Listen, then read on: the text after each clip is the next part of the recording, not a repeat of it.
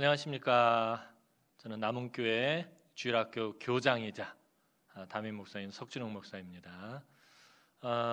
지난주에 서울 대성교회 전태경 목사님 교사 세미나에 이어서 이번에 제가 또 강의를 하나 짧게 진행하도록 하겠습니다. 현장에서 떠나서 현장 감각이 떨어져서 이런 거 안 하려고 그랬는데 우리 교육부장 장로님이 또 강권하셔서 또 순종하는 마음으로, 담임 목사님 저도 순종하는 마음으로 그렇게 간단하게 몇 가지 준비해서 강의를 하고 여러분들하고 같이 좀 고민을 좀 해봤으면 좋겠습니다. 저 강의는 서울 높은 뜻 승우교회 김동호 목사님 예전에 세미나 했던 걸 제가 듣고서는 요약해 메모리를 좀 해놓은 게 있었는데 그거를 베이스로 해가지고서는 그렇게 강의를 준비를 했습니다. 먼저 살펴볼 것은 주일학교는 하나님의 명령이다라는 부분을 한번 살펴볼까 합니다. PPT 띄워주세요. 자, 우리가 어린이 주일이면 가장 많이 듣는 말씀 중에 하나가 마땅히 행할 길을 아이에게 가르치라. 그리하면 늙어도 그것을 떠나지 아니하리라 라는 잠언 22장 6절 말씀입니다. 이 말씀은 하나님의 명령입니다. 오늘날로 적용을 하자면 주일학교는 하나님의 명령이다라는 것입니다. 주일학교 가장 핵심이 무엇입니까? 그것이 잠언 22장 6절 말씀인 것 같습니다. 그래서 잠언 22장 6절 말씀을 간단하게 파싱하고 좀 살펴보고 그 다음에 몇 가지 것들을 좀 이야기를 나눠볼까 합니다. 마땅히 행할 길, 아이에게 가르치라. 늙어도 그것을 떠나지 아니하리라. 자, 아이에게 가르치라라는 부분에 강조점을 두고 있습니다. 근데 아이에게 무엇을 가르쳐야 하느냐? 마땅히 행할 길을 가르치라라고 성경은 말하고 있습니다.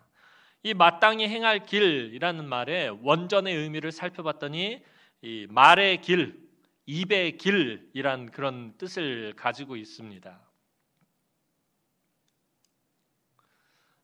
PPT에 나오죠. 마땅히 행할 길 뜻은 말의 길, 입의 길이란 뜻입니다. 이게 무슨 말이냐면 아이가 그 입에서 하나님을 말할 수 있게 가르쳐야 된다라는 거예요. 마땅히 행할 길을 아이에게 가르쳐야 되는데 그 마땅히 행할 길이 뭐냐면 말의 길, 입의 길. 무엇을 말하고 그 입술로 무엇을 고백하게 해야 하느냐, 그것을 가르쳐야 된다는 거예요. 아이의 입에서 하나님에 대해서 말할 수 있게 가르쳐야 된다는 거예요. 주일학교에서 오랫동안 주일학교에서 배웠음에도 불구하고 하나님에 대해서 이야기하지 못하고 예수 그리스도에 대해서 말하지 못하고 신앙에 대해서 이야기하지 못한다면 아이에게 마땅히 행할 길을 가르치지 못했다라는 것입니다. 주일학교는 아이들에게 지식을 가르치는 것이 아닙니다. 아이들의 영성을 세워나가는 것입니다. 그들의 입술을 통해서 하나님이 존재하심에 대해서 말할 수 있어야 되고 예수 그리스도를 말할 수 있게 가르쳐야 된다라는 것입니다. 그러니까 이게 주일학교의 핵심인 것입니다. 마땅히 행할 길, 우리는 그것을 지식적인 부분으로 자꾸 생각을 하고 그 지식을 주입하려고 하는데 그것이 아니다라는 것입니다. 지식을 주입하는 것이 아니라 주일학교에서 아이들을 또 어떻게 가르쳐야 되는지 뒤에서 이제 같이 이야기를 나눠보도록 하겠습니다. 성경은 이 입에 대해서 굉장히 강조하고 또 중요하게 말하고 있는 것을 볼 수가 있습니다. 자, 아까 말씀드렸던 것처럼 아이가 그 입에서 하나님을 말할 수 있게 가르쳐야 된다. 자, 입에 대해서 보면은 예레미야 1장 9절 하반절 말씀 보면 내가 내 말을 내 입에 두었노라라고 말하고 있어요. 하나님의 말씀을 어디에다 두었다고요? 입에 두었다라는 거예요. 너의 입에다가 내 말을 두었다라고 하나님 그렇게 말씀하고 있습니다. 또 여호수아 1장 8절 말씀 보면 이 율법책을 내 입에서 떠나지 말게 하며 주야로 그것을 묵상하여 그 안에 기록된 대로 다 지켜 행하라. 그리하면 내 길이 평탄하게 될 것이며 내가 형통하리라 라고 말하고 있어요. 이 율법책을 내 입에서 떠나지 말게 하는, 입에서 떠나지 말게 하라라고 그렇게 성경은 말하고 있다라는 것입니다. 그러니까 마땅히 행할 길, 입의 길, 말의 길이라는 것은 하나님의 말씀을 그 입술로 고백할 수 있게 그렇게 가르쳐야 된다라는 것입니다. PPT에는 없지만 몇 가지 더 얘기를 하면 신명기 6장 7절 상반절 말씀 보면 내 자녀에게 부지런히 가르치며라고 말하고 있어요. 자녀들, 어린 자녀들에게 부지런히 가르쳐야 된다. 하나님의 말씀을 그 입에 가르쳐야 된다는 거예요. 그래서 유대인들은 아이가 자라서 성년이 될 때, 성년의 날 되기 전까지 그들이 해야 되는 것 중에 하나가 뭐냐면 신명기 말씀을 암송해야 한다고 그래요. 신명기 말씀을 어느 정도 암송할 줄 알아야 된다라고 그래요. 말씀을 더 살펴볼까 합니다. 신명기 6장 7절 상반절 말씀 보면 내 자녀에게 부지런히 가르치며라고 그렇게 말하고 있습니다. 어린 자녀들에게 하나님의 말씀을 부지런히 가르쳐야 된다는 거예요. 어떻게 가르쳐요? 그 입으로 하나님을 고백할 수 있게 가르쳐야 된다는 거예요. 그래서 유대인들은 자녀들이 이제 성장해서 성인이 될 때, 그 성인식이 되기 전까지 아이들이 반드시 해야 되는 것들 중에 하나가 신명기 말씀을 암송할 수 있어야 된다는 거예요. 왜냐하면 신명기에서 그렇게 가르치고 있기 때문에. 그래서 아이가 그 입술을 통해서 신명기 말씀을 암송하고 고백할 수 있도록 그렇게 가르치고, 그래야 이스라엘 사회에서 성인으로 인정을 받는다고 합니다. 또 디모데후서 3장 15절 말씀 보면 또 어려서부터 성경을 알았나니 성경은 능히 너로 하여금 그리스도 예수 안에 있는 믿음으로 말미암아 구원에 이르는 지혜가 있게 하느니라라고 사도 바울이 말하고 있어요. 이게 이제 자기의 제자인, 사랑하는 제자인 디모데에게 하는 말이거든요. 네가 어려서부터 성경을 알았나니. 다시 말하면 디모데는 어려서부터 성경을 가르침을 받았다라는 거예요. 그의 어머니와 외조모로부터 신앙을 이어받으면서 성경을 가르침을 받았다는 거예요. 그래서 디모데의 입으로 하나님을 고백할 수 있도록 그렇게 가르침을 받았다라는 것입니다. 그러니까 마땅히 행할 길을 가르쳐야 된다라는 것은 아이들이 그 입술을 통해서 하나님에 대해서 이야기할 수 있고 예수 그리스도에 대해서 말할 수 있게 가르쳐야 한다라는 것입니다. 이게 주일학교 교육의 핵심입니다. 또 교사들이 해야 하는 일들 중에 하나입니다. 자, 이 말씀을 또 잠깐 풀어보도록 하겠습니다. 자, 마땅히 행할 길을 아이에게 가르치라 할 때 이 아이, 성년이 되기 이전의 모든 연령대를 말하는 것입니다. 성년이 되기 이전의 모든 아이들에게 가르쳐야 된다. 마땅히 행할 길, 그 말의 길, 입의 길을 가르쳐야 된다는 거예요. 다시 말하면 교육은 결국 성년의 삶을 가르치고 성년의 삶을 준비시키는 것이 교육이다라는 거예요. 교사들이 해야 할 일들이 이 아이가 자라서 성년이 되어서 살 그 삶을 준비하고 가르쳐야 한다라는 것입니다. 이 가르치다라는 말의 원전의 의미는 사실은 바치다라는 말입니다. 이 바치다라는 말을 갖다가 가르치다라는 말로 번역을 해놨어요. 근데 여기서는 이것이 어떤 의미냐면은 훈련하다의 의미입니다. 그러니까 하나님 앞에 바쳐진 자녀를 잘 가르쳐서 훈련해서 그가 하나님의 자녀로서 하나님의 백성으로서의 삶을 살아갈 수 있게 만드는 것, 이것이 교육이다라는 것입니다. 그러니까 원래 가르치는 거 뭐예요? 바치는 의미인 거예요. 그러니까 교사가 아이를 가르치는 건 뭐 하는 거예요? 이 아이의 삶을 하나님 앞에 바치는 거예요. 이 아이가 하나님 앞에서 온전히 살아갈 수 있도록 그것을 가르친다라는, 그것을 훈련시킨다라는 그런 의미가 되는 것입니다. 자, 늙어도는 마땅히 행할 길을 아이에게 가르치라. 그리하면 늙어도라고 말하고 있어요. 자, 늙어도라는 말은 그냥 기본적으로 나이가 많아도라는, 이 아이에게 잘 가르치면 나이가 많아도 그 길에서 떠나지 않을 것이다는, 이건 1차적인 의미고요. 2차적인 의미는 뭐냐면 세대가 지나가도라는 그런 뜻이 됩니다. 마땅히 행할 길을 아이에게 가르치면은 세대가 지나도, 세대가 변해도 그 길을 떠나지 않는다라는 것입니다. 다음 세대가 되어도 떠나지 않는다라는 것을 말하고 있습니다. 중요한 것은 다음 세대가 되어도예요. 다음 세대가 되어도. 우리 지난번 전태균 목사님 강의에서 3가지를 살펴봤죠. 본 세대, 보고 들은 세대, 그리고 듣도 보도 못한 세대. 자, 하나님의 능력을 직접 목격하고 체험한 세대, 그리고 자기가 직접 체험하기도 하고 이전의 것들을 들은 세대들, 이런 세대들을 우리 다음 세대라고 볼 수 있어요. 근데 문제는 뭐냐면 듣도 보도 못한 세대는 다음 세대가 아니라 다른 세대가 돼버린다는 거예요. 성경은 다른 세대가 되지 않도록 조심해야 될 것을 우리에게 말하고 있습니다. 사사기 3장 1절에서 2절 말씀을 보면은 사사시대가 시작될 때쯤에 정황에 대해서 이야기하고 있는데, 여호와께서 가나안의 모든 전쟁들을 알지 못한 이스라엘을 시험하려 하시며 이스라엘 자손의 세대 중에 아직 전쟁을 알지 못하는 자들에게 그것을 가르쳐 알게 하려 하사라고 말하고 있어요. 전쟁을 알지 못하는 다음 세대들에게 하나님께서는 그 전쟁의 의미를 가르치라라고 말하고 있다는 거예요. 전쟁의 의미, 그러니까 가나안 정복 전쟁의 의미를 알지 못하면은 다음 세대가 아니라 다른 세대, 이전 세대와는 전혀 다른 세대가 되어버린다라는 것입니다.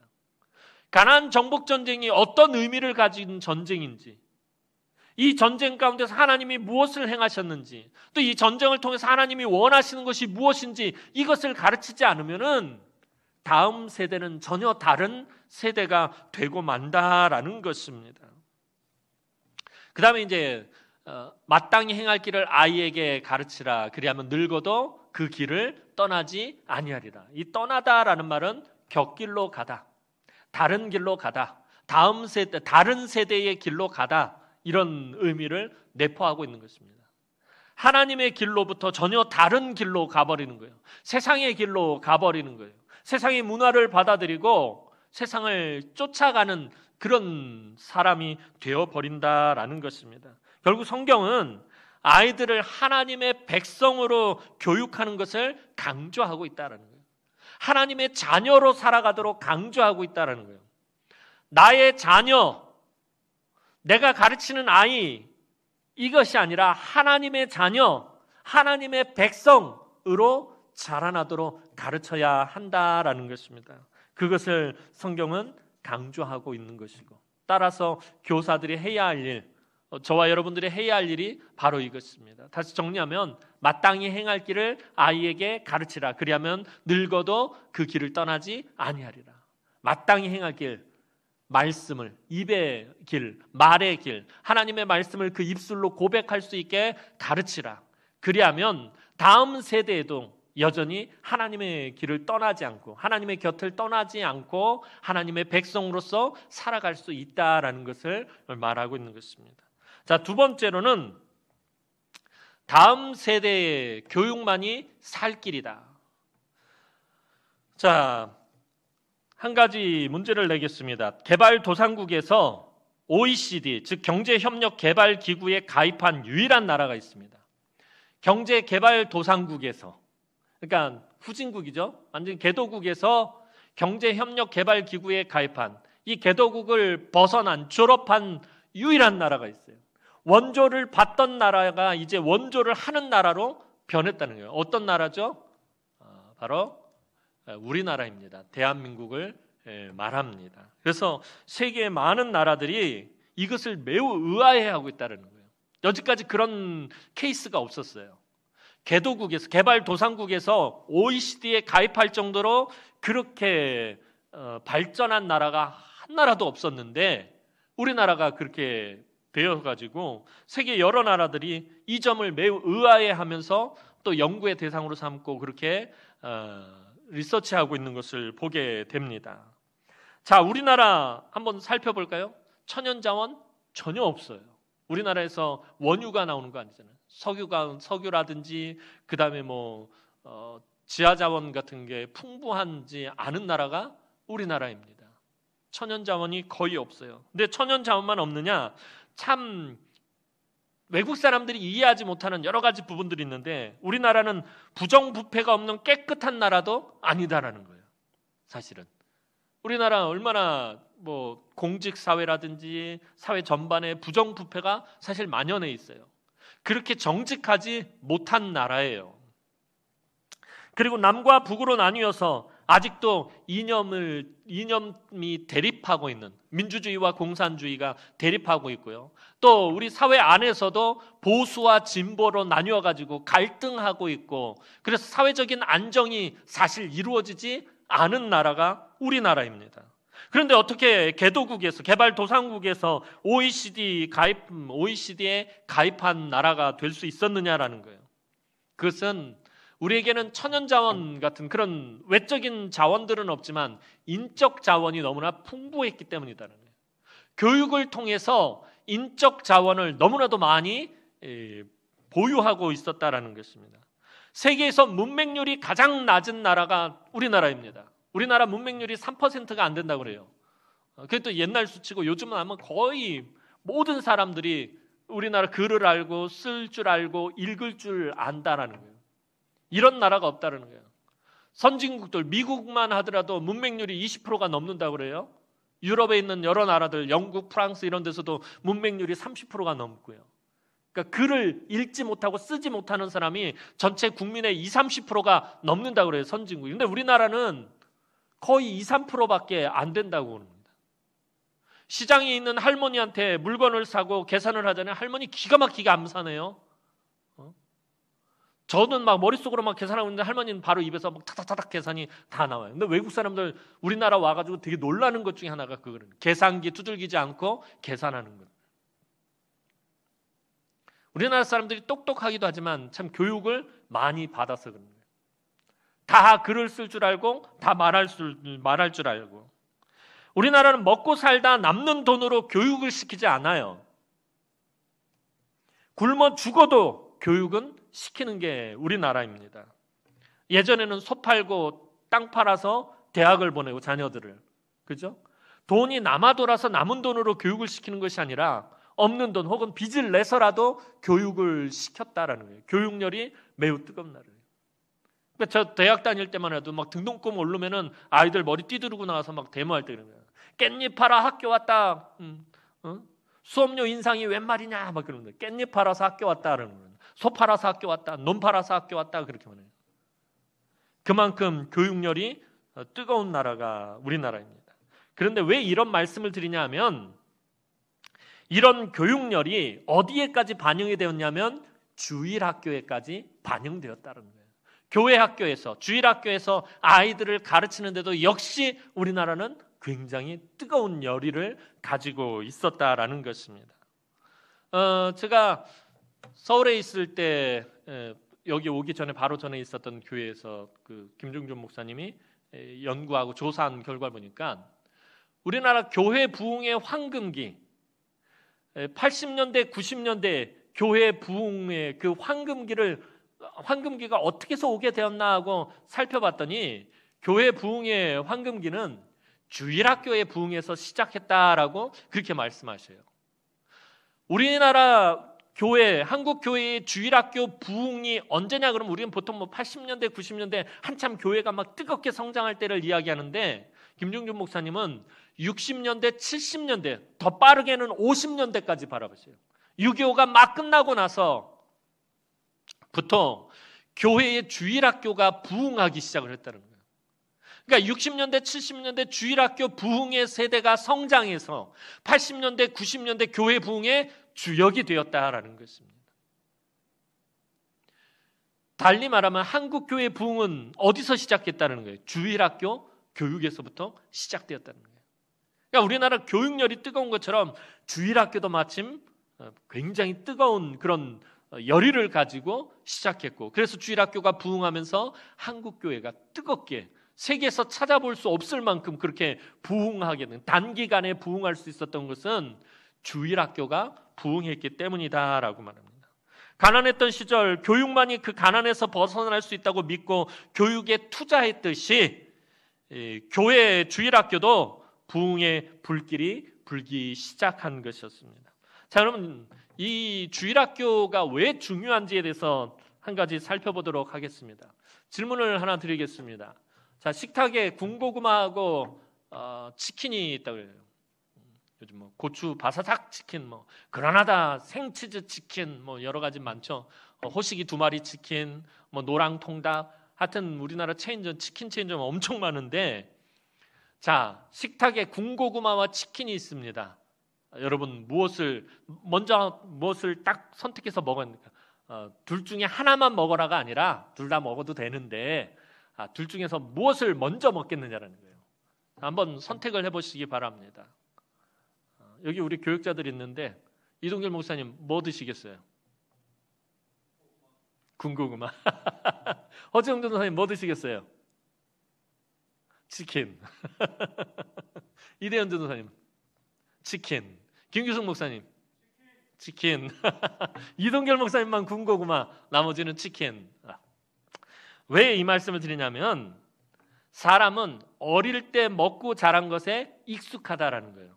자, 식탁에 군고구마와 치킨이 있다. 무엇을 먹겠습니까? 그랬을 때 아마 주일학교 아이들은 거진 다 대부분 치킨을 선택할 것입니다. 그런데 우리 사라회나 한나회 우리 할머니들한테 이 질문을 하면은 아마 대부분이 군고구마를 선택을 할 것입니다. 왜냐하면 어릴 때 군고구마를 먹은 것에 익숙하기 때문에 그래요. 그러니까 무엇을 선택할 때 사람들은 익숙한 것을 선택하게 되어 있다라는 거예요. 아이들도 익숙한 음식에 먼저 손이 가게 되어 있다라는 것입니다. 왜 이 말씀을 드리고 이 문제를 드리냐면은 늙어도 떠나지 아니하리라라는 의미가 여기 이 문제를 통해서 알 수 있다라는 것입니다. 아이 때 교육으로 각인된 것은 쉽게 변하지 않습니다. 아이 때 학습한 것들은 쉽게 변하지 않는다라는 거예요. 나이가 들어도 그것을 선택하게 되어 있어요. 어릴 때부터 엄마 그 음식 손맛에 익숙한 사람은 나이가 들어서 그러잖아요. 요즘 어떤 TV 보면은 이렇게 연세가 지긋하신 분들이 나와가지고서는 옛날에 엄마가 해줬던 어떤 음식 그게 그리운 거예요. 그 어릴 때 먹었던 거 익숙한 것들. 저도 이따금씩 그럴 때가 있어요. 어릴 때 어머니가 해주셨던 어떤 음식들이 불현듯 생각이 나고 떠오를 때가 있고 그것이 먹고 싶을 때가 있다는 거예요. 늙어도 떠나지 아니하리라는 것은 아이 때의 교육으로 각인된 것은 쉽게 변하지 않는다라는 의미를 내포하고 있는 것입니다. 서울 F교회 교회를 이렇게 대놓고 얘기하는 거 별로 안 좋다고 그래가지고 제가 F교회라고 했어요. 제가 여기 오기 전에 바로 있었던 교회인데요. 주일학교 행사 비용으로 1억씩 사용하곤 합니다. 저도 처음에 그 교회를 갔을 때 그것에 대해서 사실 되게 부정적인 시각으로 바라봤어요. 이것에 대해서 부정적인 평가와 긍정적인 평가 두 가지로 나눠서 살펴볼 수 있습니다. 저도 처음에는 굉장히 부정적인 평가를 했어요. 이거 물량주의다. 그냥 돈을 있는 대로 돈 있다고 막 돈 투자하고 그다음에 보여주기식 행사다라고 제가 굉장히 처음에는 부정적인 평가를 했는데 그 교회에서 1년, 2년, 3년, 4년 이렇게 사역을 하다 보니까 그 부정적인 평가뿐만 아니라 긍정적인 부분이 보이기 시작하더라는 거예요. 긍정적인 평가, 회귀 본능이라고 제가 PPT에 이렇게 해놨는데 이 회귀 본능이 뭐냐면 동물들이 나이가 들어 죽을 때가 되면 자기가 태어난 곳으로 돌아가려고 한다는 거예요. 대표적인 게 연어가 그러잖아요. 연어가 바다에 넓은 바다에 나가 있다가 나중에 자기가 태어났던 곳으로 돌아와서 막 그 강을 거슬러 가지고 막 그래서 끝까지 올라간 다음에 거기서 산란을 하고 그곳에서 죽더라는 것이에요. 이게 회귀 본능입니다. 왜 회귀 본능을 말씀드리냐면 주일학교 연구조사한 게 있어요. 이 F교회 이제 담임 목사님인 김종준 목사님이 연구조사한 게 있는데 그게 뭐냐 하면은 어릴 때 주일학교에 한 번이라도 가본 사람이 그렇지 않은 사람에 비해서 성인이 되었을 때 복음을 받아들일 확률이 더 높다라는 거예요. 내가 어릴 때 아주 초등학교 다닐 때 그때 막 교회에서 여름 성경학교하고 그럴 때 가가지고서는 친구들하고 같이 가서 내가 신앙이 있는 건 아니지만 그냥 그때만 가가지고 얻어먹고 같이 놀다 오고 성탄절 때 가가지고 가서 행사도 같이 한번 하고 놀다 얻어먹고 이렇게 오고 매주 나간 건 아니고 그냥 그렇게 여름 성경학교 때나 성탄절 때나 부활절 때 가서 계란이나 얻어먹고 이랬던 사람이 아니면 그냥 어떤 행사 때문에 한 번이라도 발을 교회에 들여놨던 사람이 그렇지 않은 사람, 교회에 한 번도 가보지 않은 사람보다 성인이 되었을 때 복음을 전하면은 받아들일 확률이 훨씬 더 높다라는 거예요. 그러니까 저도 그것을 목격한 것이 이 F교회에서 제가 청년 담당으로 청년부를 섬기고 있을 때 주일에 새로운 새가족 형제 자매들을 이렇게 소개하다 보면 어떻게 해서 오게 됐냐라고 물어보면은 굉장히 많은 수가 제가 어릴 때 이 교회에서 그 복음 축제 할 때 막 연예인들 오고 그래서 막 그때 구경하러 왔다가 간 그런 경험이 있다. 그래서 군대 갔다 오고 직장 생활하고 뭐 하다가 나도 교회를 한번 다녀볼까라는 생각이 들어서 그 생각이 나서 나오게 됐다라고 대답을 하는 청년이 의외로 많았다라는 거예요. 어릴 때 그냥 심심풀이로 남들 따라서 와가지고 그냥 연예인들 와서 하는 거 보고 구경하고 갔는데 성장해가지고서는 교회 생각이 불현듯 나고 나도 신앙이란 걸 한번 가져볼까 해서 나오게 되고 아니면 누가 전도했을 때 그 기억이 있어서 나오게 되고 이런 경우가 상상 외로 많다라는 거예요. 저도 처음에 아까 그 1억 행사회 할 때도 뭐 이렇게 해서 누가 오겠냐. 사실 그래요. 제가 행정을 하면서 그 통계를 내는데 이 행사를 하면은 보통 아이들이 한 7, 8천 명이 왔다 갑니다, 교회에. 그러면 그 다음날 주일날 애들 중에 얼마나 많은 수가 와서 등록을 하느냐. 사실 50명도 등록을 안 해요. 7, 8천 명이 왔다 가고 행사에 돈 1억을 투자했어요. 근데 그 다음날 주일날 와서 등록하는 애들은 50명도 채 안 돼요. 어떤 때는 한 30명도 안 되는 것 같아요. 그때는 그랬어요, 진짜. 봐라, 이건 물량주의다. 쓸데없는 데다 돈 썼다. 보여주기 행사에 지나지 않는다라고 그랬는데 이런 일들이 계속 일어나는 것들을 보고서는 이게 꼭 그런 것만은 아니구나. 메가처치, 대형 교회들이 할 수 있는 것들은 대형 교회들이 해야 되는데 그런 작업들 중에 하나가 이런 부분도 들어가더라는 것입니다. 이 F교회에서 보면은 연예인들을 굉장히 많이 불러와요. 잠깐 지나가는 여담으로 말씀드리면은 그래서 막 아이돌도 불러오고 개그맨들도 불러오고 뭐 또 유명한 가수도 불러와서 그러니까 아무나 불러오는 게 아니라 신앙이 있는 크리스찬 연예인들을 불러옵니다. 한 번은 다비치를 불러온 적이 있었는데 저희 교회가 노원구에 있었는데 노원구, 도봉구, 성북구에 있는 모든 남자 고등학교 남학생들이 다 우리 교회로 몰려왔어요. 그날 큰일 나는 줄 알았습니다. 교회 무너지는 줄 알았어요. 그래서 너무 많아가지고 위험해가지고 교회 다 들어오지 못하게 교회 문을 닫아버렸더니 이 아이들이 이 도로를 점거하고 교회 앞에서 데모를 하는 거예요. 누나 그러면서 문을 열으라고. 그래서 어쩔 수 없이 더 큰일이 날 것 같아서 문을 열어서 아이들을 들어오게 했던 기억이 있습니다. 개그우먼 신보라 씨가 초창기 처음에는 사실 그래요. 개런티가 이런 거 얘기하면 되나 모르겠는데 개런티가 예를 들면 개런티가 뭐 5만 원이었다 그러면은 나중에 이 신보라 씨가 굉장히 인기가 많아졌잖아요. 나중에 부르려고 그랬더니 5만 원 있던 사람은 100만 원이 되더라고요. 그래서 와 엄청난 거예요. 아이돌 그룹을 한번 불러오면요. 와서 노래 한 2곡, 3곡 정도 하고 한 2, 3천만 원 받아가요. 그래서 저도 처음에 그랬어요. 이런 데다 돈을 이렇게 쓰면 이게 효과도 없고 왜 이런 짓을 해야 되나 막 이렇게 투덜투덜 막 그러면서 불평하면서 이 행사를 했던 기억이 있는데 그런데 아까 말씀드렸던 것처럼 청년들 가운데서 그 행사에 참여했다가 그 기억을 더듬고선 교회를 찾아온 아이들이 의외로 많다라는 거예요. 우리 늘 얘기하잖아요. 한 영혼이 천하보다 귀하다라고 말하는 거예요. 그만큼 투자할 가치가 있다는 거예요. 그만큼 돈을 쏟아부을 가치가 있다라는 것입니다. 단 한 명이 돌아오더라도 그 1억이 아깝지 않아야 된다라는 거예요. 물론 그 재정을 성도들이 피땀 흘려가면서 헌금한 것을 사용하는 것이니까 그것을 규모 있게 잘 사용하게 해야 하겠지만 한 영혼이 하나님 앞에 돌아오는데 1억을 사용하는 것 아까워하지 않아야 된다는 것입니다. 한 영혼이 천하보다 귀하기 때문에 하나님 앞에서는 1억이 귀중하겠습니까? 한 영혼이 귀하겠습니까? 한 영혼이 더 귀하다라는 것입니다.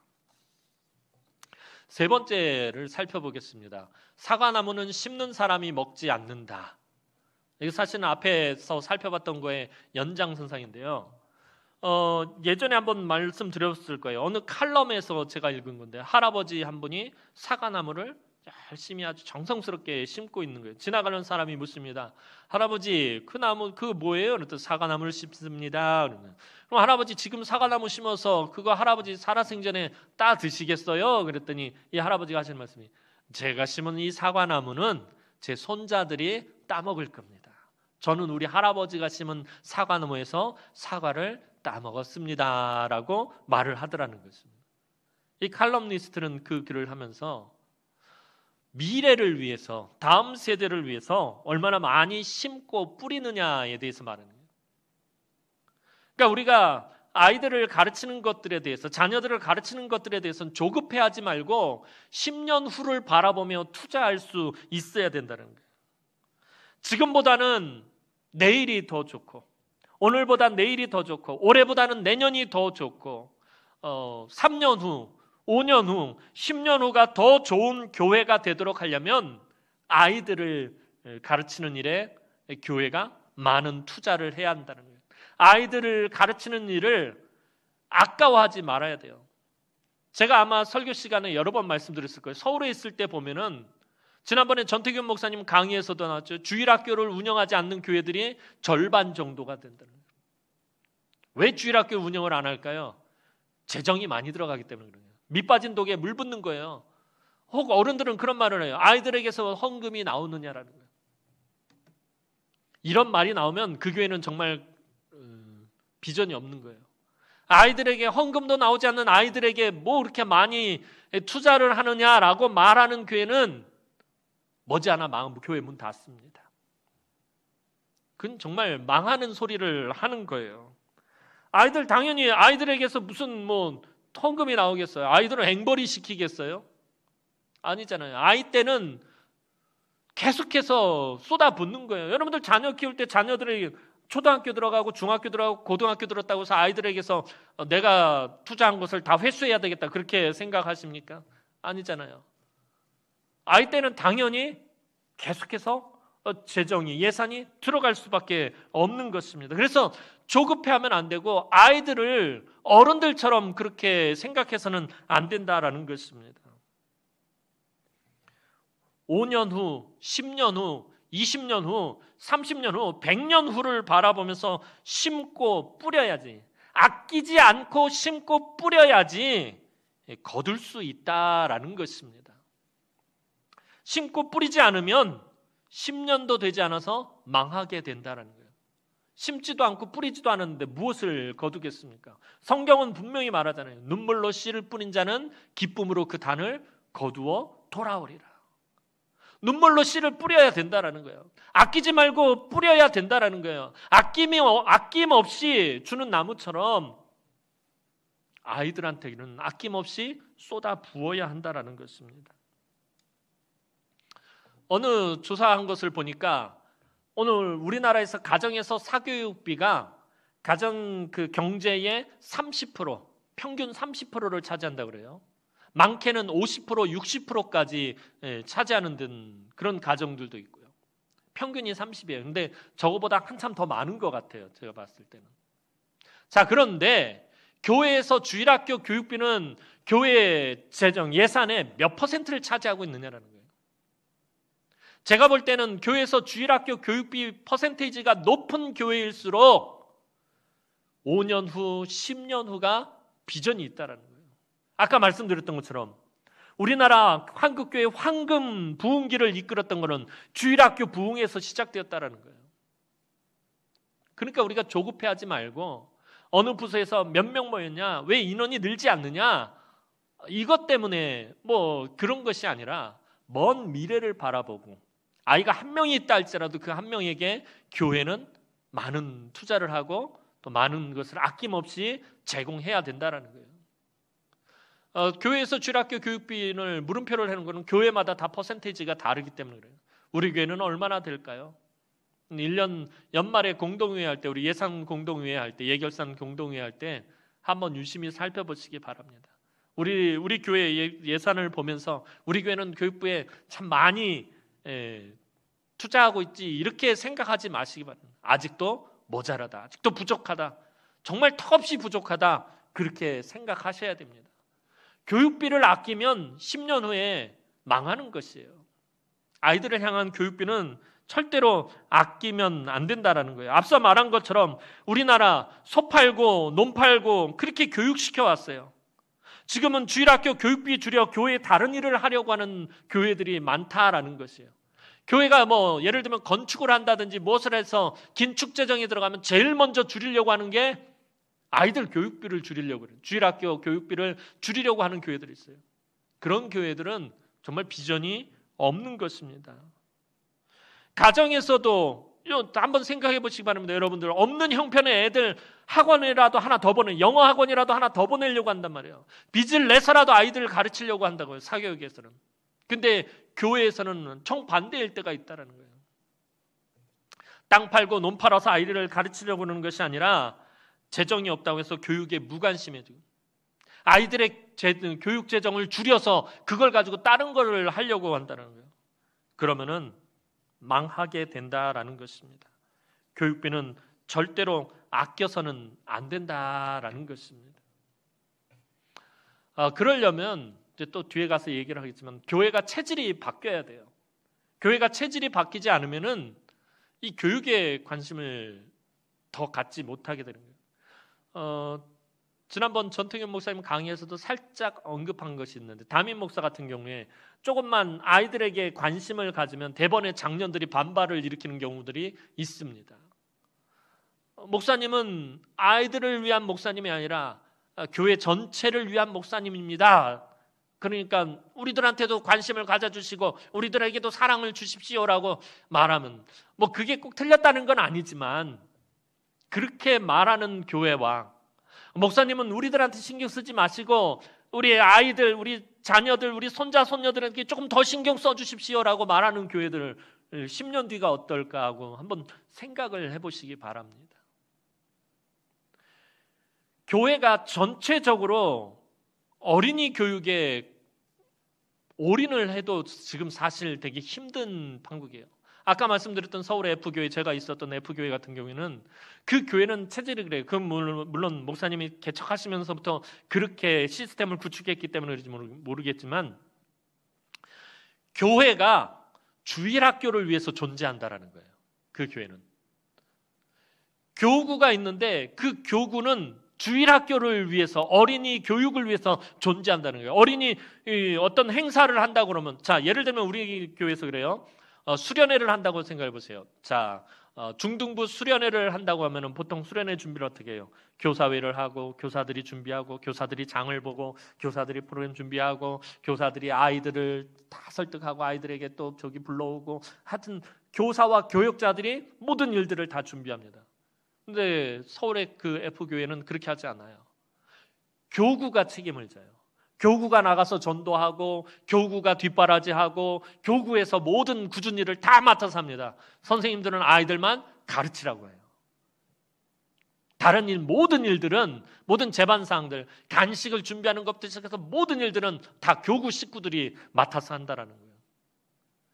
그러니까 교회가 모든 일들이 아이들을 행사 중심으로 그렇게 조직이 되어 갖추어져 있어요. 그러니까 각 교구마다 교구 목사님이 있고 교구장 장로님이 있고 교구장 권사님이 있고 그 밑으로 또 구역장들이 쫙 편성되어 있는데 그게 그 교구를 위해서 존재하는 것이 아니라 주일학교를 위해서 그렇게 존재한다라는 거예요. 그래서 주일학교 행사한다 그러면 교구에서 예산을 만들어 가지고 선물이라든지 간식이라든지 모든 걸 다 준비해서 밀어넣는 거예요.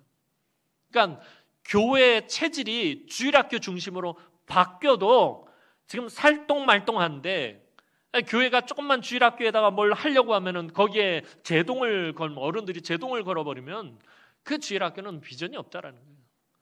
빚을 내서라도 아이들을 가르치는 데는 아낌없이 투자해야 한다라는 것입니다. 원론적인 얘기를 이제 조금 해볼까 합니다. 지금까지도 원론적인 얘기했지만 원론적인 얘기를 좀 더 하면은 교사들이 해야 되는 것들 중에서 하나가 조금 전까지는 교회가 주일학교 교육에 관심을 가져야 되는 부분들에 대해서 말씀드렸다면 이제 교사들에 대한 부분들을 좀 다뤄볼까 합니다. 관심이 관계를 만든다는 제가 아마 설교하거나 이야기할 때 가장 많이 쓰는 단어들 중에 하나가 관계성이라는 단어일 거예요. 관계성 되게 중요해요. 하나님과 나와의 관계성. 저는 목사니까 목사와 성도들과의 관계성, 우리 교육자들과의 관계성. 관계성이 정말 중요한데 이 관계성은 어떻게 만들어져요? 관심이 만드는 거예요. 관심이. 교사에게 가장 중요한 건 관심이에요. 자기에게 맡겨진 그 양떼에 대한 관심이에요.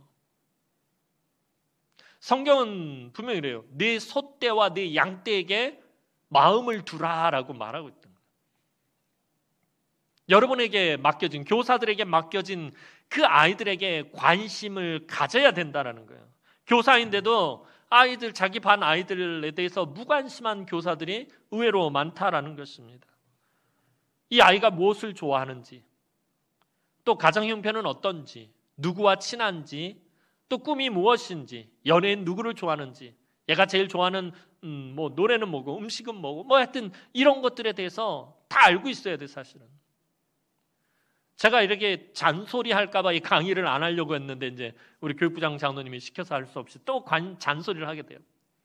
교사들에게는요, 교사 수첩을, 저는 솔직한 얘기 그러네요. 교사들 교사 1년 끝났을 때 그 교사 연초에 받았던 교사 수첩 다 제출하라고 말하고 싶어요. 그래서 싹 다 검사하고 싶어요. 근데 제가 하면 안 되고 우리 교육자들이 그거 해야 돼요. 교사 수첩 다 수거해가지고 거기를 다 살펴봐야 돼요. 아이들 신방 어떻게 했는지, 아이들에 대한 교적부 어떻게 작성되어 있는지, 그리고 그들을 위해서 기도 제목 정해놓고 어떻게 기도하고 있는지 다 살펴야 돼요. 그게 관심이에요.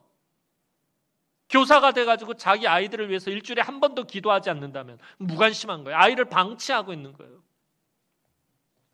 교사 수첩 그러라고 있는 거예요.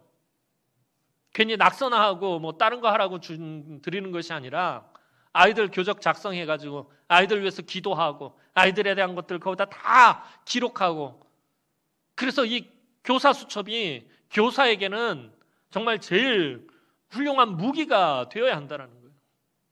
아이에 대해서 전혀 알지 못하면 그 아이와 무슨 관계성이 있을 것이며 그 아이의 영혼을 어떻게 책임을 질 수 있겠습니까?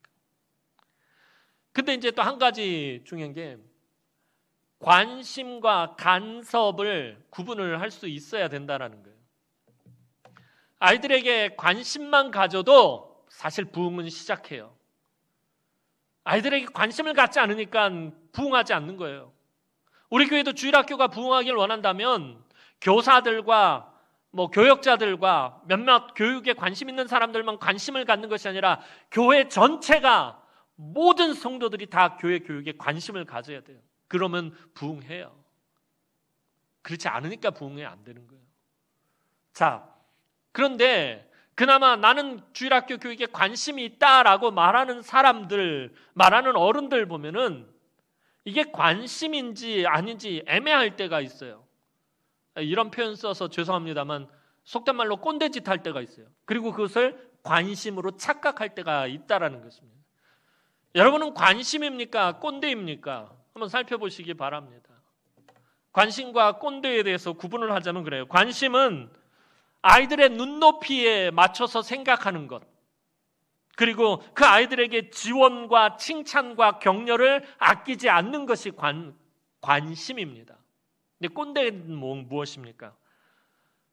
아이들의 눈높이에 맞추는 것이 아니라 자기 눈높이로 아이들을 바라보는 것이에요. 그래서 편견을 갖고 있어요.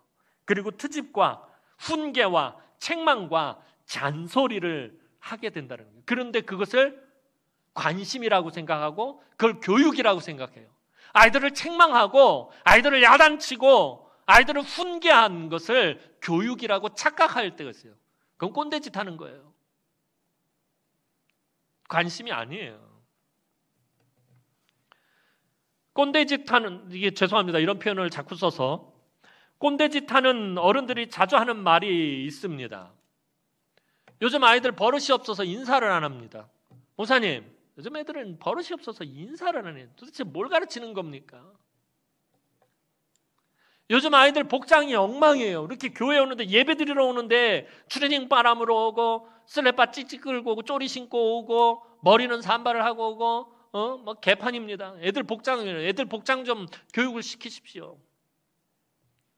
되게 관심 있는 것 같잖아요. 아이들 하고 다니는 거 다 살피고 주일학교에서 어떤 일들이 있는 거 다 관심이 있는 것 같이 보이고 그렇게 말하는 것 같아요. 근데 꼰대짓 하는 거예요. 죄송합니다. 자꾸 이렇게 표현을 해서. 자, 요즘 아이들 버릇이 없어요. 인사를 안 합니다라고 말씀하시는 분들, 그 아이들에게 피자 한 판만 사줘 보세요. 아마 멀리서 봐서도 달려와가지고 인사할걸요. 한번 피자 한 판 가가지고 그 부서 아이들한테 피자 한 판 싹 돌려보세요. 애들이 그분 교회에서 보면은 아마 폴더식으로 인사할걸요. 짜장면 한 번 사주시고 맛있는 거 사주든가 아니면 연말 같은 때 선물 같은 거 한 번만 사줘 보세요. 인사 진짜 잘합니다, 아이들. 우리 교회 댕댕이들, 우리 유치부 유년부 댕댕이들, 강아지들, 목양실에 우리 어른들 잘 못 들어오죠. 우리 댕댕이들은 얼마나 잘 들어오는지 몰라요. 들어와서 이러는데, 목사님 저 왔어요. 그럼 들어오면 목적이 있어요. 저를 만나러 온 게 아니라 제 방에 있는 초콜릿을 가지러 가기 위해서 온다. 그래서 그것을 얻기 위해서 저한테 와서 얼마나 친한 척을 하는지 몰라요. 그 별거 아닌데 몇 개 안 되는데 엄마들은 싫어할지 몰라요. 초콜릿 줘서. 근데 저는 우리 댕댕이들 좋아서 초콜릿을 줄 수밖에 없어요. 아이들은 알아요. 담임 목사님이 준 초콜릿은 엄마들이 뺏지 못한다는 걸 알아요. 여러분들 관심이라는 건 그거예요. 아이들이 인사 안 한다고 야단치고 그럴 것이 아니라 아이들로 하여금 인사하게 만드는 게 관심인 거예요. 그 아이들의 눈높이에 맞춰가지고 아이들이 좋아하는 건 뭔지, 아이들이 즐겨 먹는 건 뭔지 그거 한 번만 아이들한테 사줘 보세요. 애들은 인사 정말 잘해요.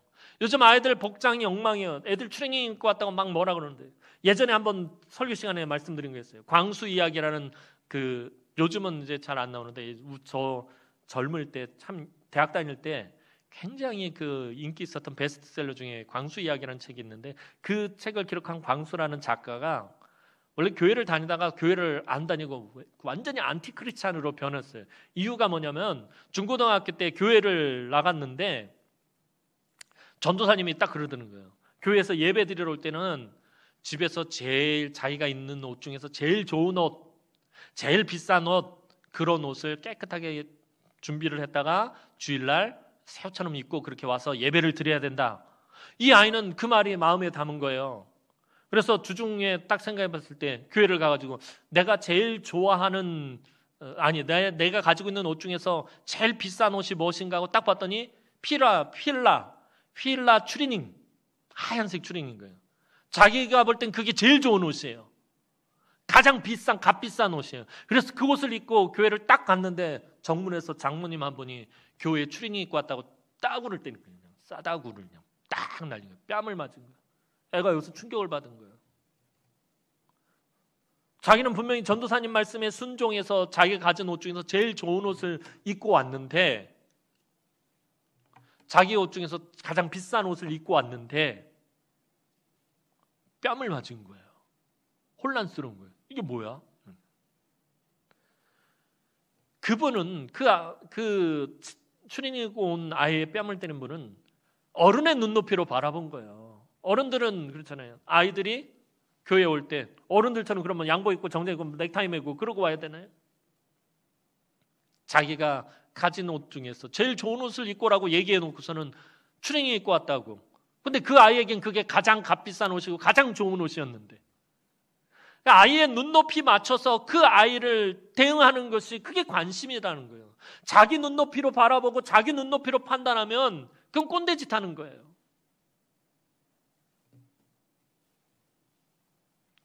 어른들 눈높이에서 제발 판단하지 않았으면 좋겠어, 아이들을. 그래서 제가 우리 교회 와가지고서 처음에 왔을 때 애들 막 뒤에서 뛰어다니고 와 하고 뛰어다니고 막 과락하면 어른들은 막 예배 시간에 막 이러고 있는 거예요. 그래서 제가 몇 번 그랬잖아요. 제발 그러지 말라고. 애들 그대로 내버려 두라고. 물론 가르쳐야 하지.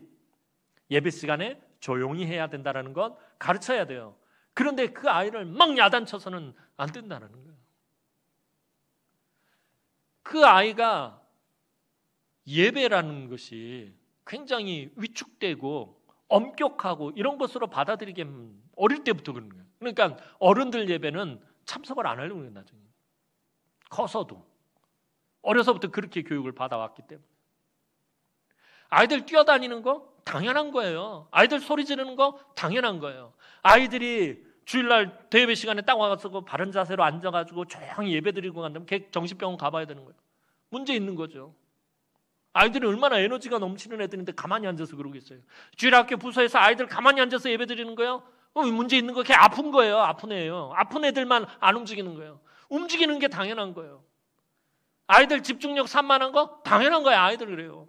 10초라도 내 얘기 들어주면 감사한 거예요. 10초 지나면 딴짓 하잖아요. 그럼 다시 또 집중할 수 있도록 만드는, 그게 교사가 해야 할 일이에요.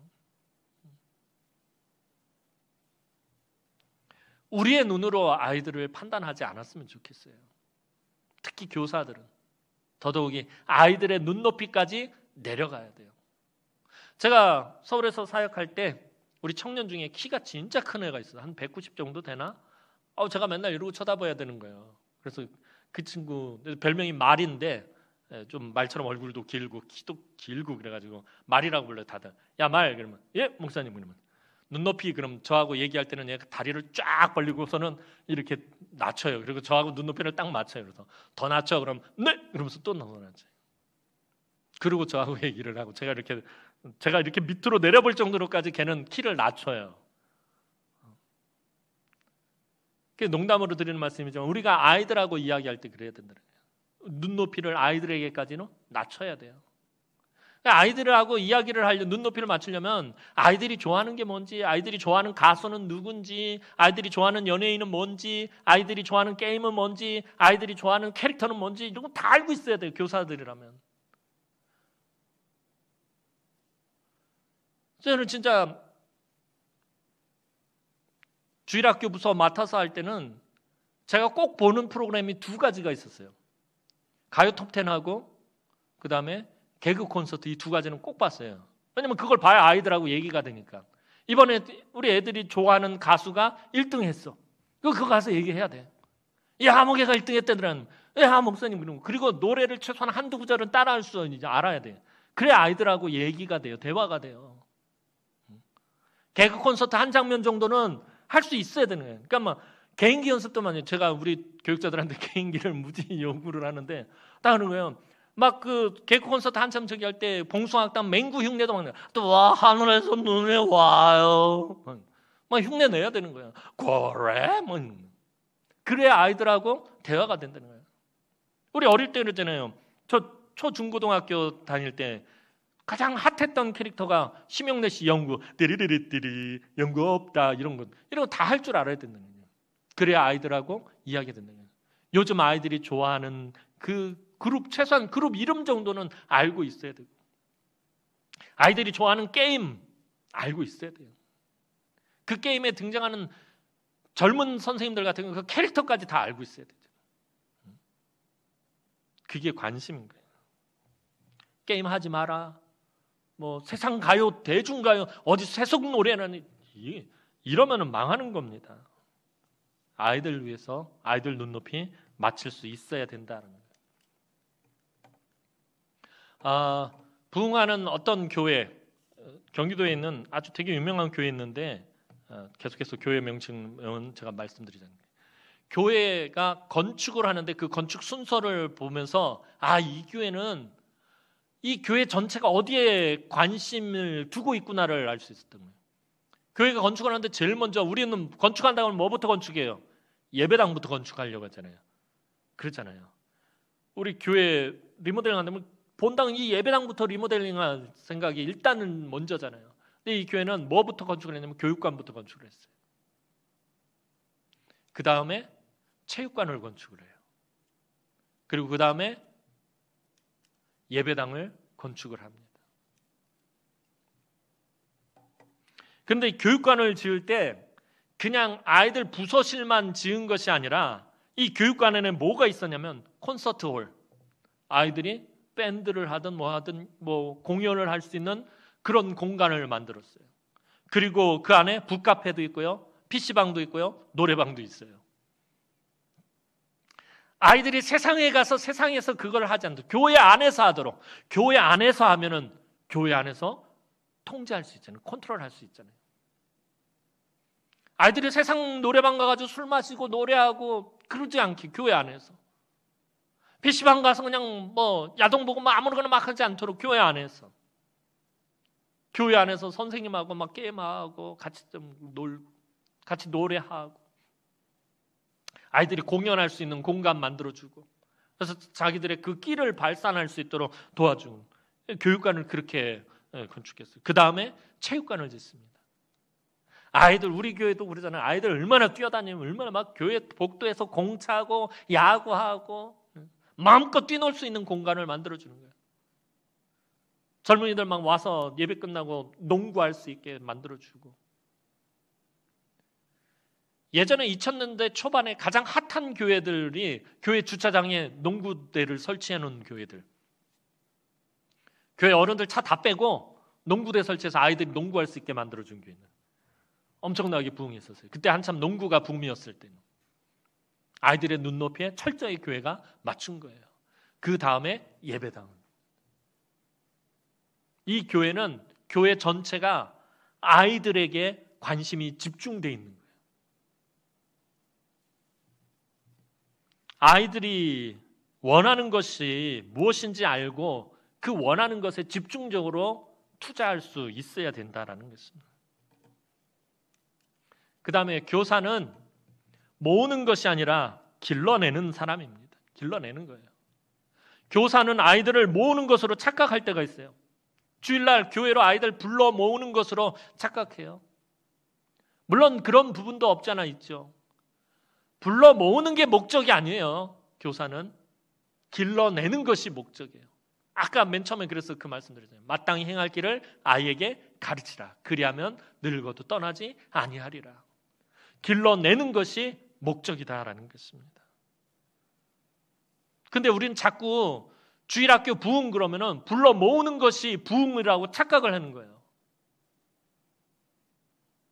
10명이 100명 되는 게 부흥하는 것이 아니라 그 10명을 제대로 길러내는 것이 부흥이다라는 거예요. 그 10명이 제대로 하나님의 백성으로서의 몫을 하게 만드는 것이 이게 교사가 해야 할 일이다라는 거예요. 불러 모으는 건 그 다음이에요. 교사는 아까 말씀드렸던 것처럼 아이가 그 입으로 하나님을 말할 수 있게 교육해야 한다라는 것이에요. 마땅히 행할 길을 가르쳐야 된다는 거예요. 그게 길러내는 것이에요. 믿음의 사람으로 양육하는 거예요. 세상은 어떻게 해요? 요즘 세상 교육은 고등학교는 좋은 대학에 보내려고 입시 위주의 교육 체계잖아요, 우리나라는. 대학교는 아이들의 대학 갔다고 해서 아이들이 자기들 꿈을 실현하나요? 아니잖아요. 취업 준비로 또 바뀌어요. 공무원 시험 준비하고 취업 준비하고. 아이들이 뭔가 인생에 뭘 도전하려고 하는 것이 아니라 취업 준비로 또 갑자기 바뀌어버리는 거예요. 그러니까 세상 교육은 뭐예요? 성공하는 사람을 만들어내는 거예요. 성공하는 사람, 출세하는 사람을 그냥 찍어내는 거, 스탬프로 잉크 찍듯이, 그 스탬프 찍어내듯이 그냥 만들어내는 것이 목적이에요. 그런데 주일학교는 그런 거 아니에요. 믿음의 사람을 양육하고 길러내는 것이다라는 거예요.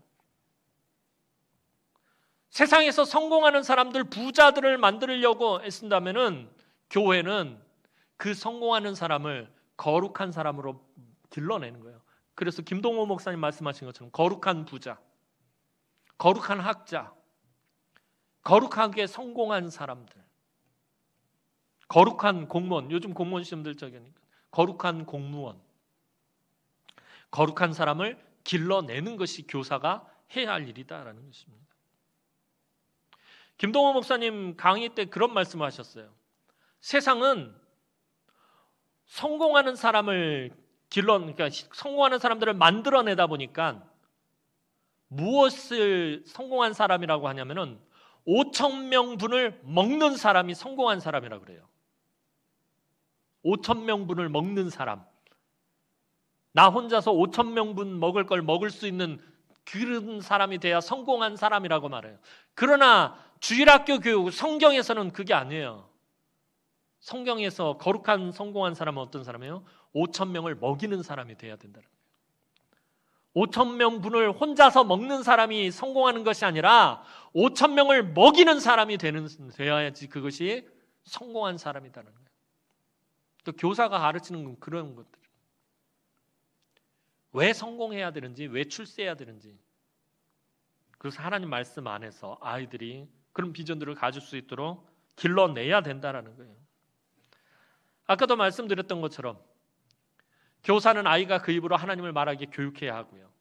그 다음에 믿음의 사람으로 양육해야 돼요. 자, 가르치다란 말이 바치다, 훈련하다라는 그런 의미다라고 아까 처음 서두에 말씀드렸어요. 그럼 어떻게 해야 되느냐는 거예요. 어떻게 해야 되는 것이에요?